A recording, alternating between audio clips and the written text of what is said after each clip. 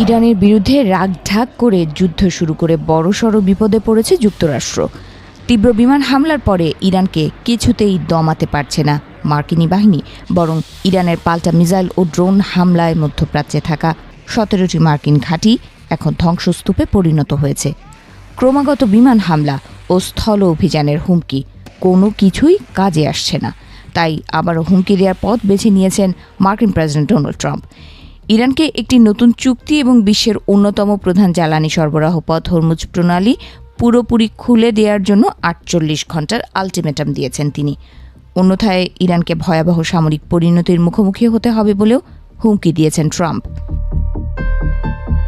নিজের সামাজিক যোগাযোগ মাধ্যম ট্রুথ সোশ্যালে দেয়া এক পোস্টে ট্রাম্প লিখেছেন, মনে আছে, আমি ইরানকে একটি চুক্তি করতে অথবা হরমুজ প্রণালী খুলে দিতে 10 দিন সময় দিয়েছিলাম।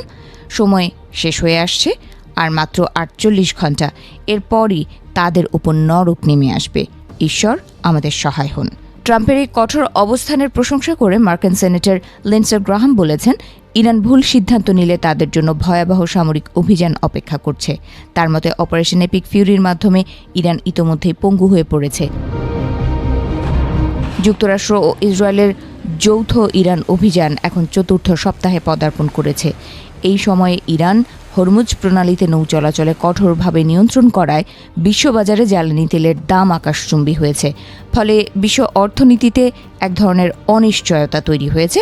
তাই গত 26 মার্চ ইরানের সঙ্গে আলোচনার স্বার্থে 10 দিনের সময় বাড়িয়েছিলেন ট্রাম্প, যার মেয়াদ সোমবার রাত 8টায় শেষ হতে যাচ্ছে।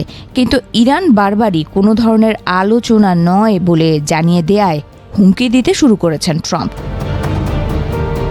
এদিকে ইরানের বুশেহর পারমাণবিক বিদ্যুৎ কেন্দ্রের কাছে একটি মিসাইল আঘাত হানার ঘটনা উত্তেজনা আরও বাড়িয়ে দিয়েছে। ইরানি কর্তৃপক্ষের তথ্য মতে এই হামলায় বুশেহর পারমাণবিক বিদ্যুৎ কেন্দ্রের একজন নিরাপত্তা কর্মী নিহত হয়েছেন। এছাড়া একটি সহায়ক ভবন ক্ষতিগ্রস্ত হয়েছে। একই দিনে দক্ষিণ ইরানের গুরুত্বপূর্ণ জ্বালানি কেন্দ্র খুজেস্তানের বেশ কিছু পেট্রোকেমিক্যাল কারখানায় হামলা চালিয়েছে যুক্তরাষ্ট্র ও ইসরায়েলি বিমান বাহিনী। ফলে এই সংঘাত এখন এক অত্যন্ত ঝুঁকিপূর্ণ পর্যায়ে পৌঁছেছে। প্রথমবারের মতো ইরানের প্রতিরক্ষা ব্যবস্থার হাতে মার্কিন যুদ্ধবিমান ভূপাতিত হওয়ার খবর নিশ্চিত করা হয়েছে। একটি F-15A স্ট্রাইক ইগল ইরানের অভ্যন্তরে এবং একটি A-10 থান্ডারবোল্ট পারস্য উপসাগরে বিধ্বস্ত হয়েছে।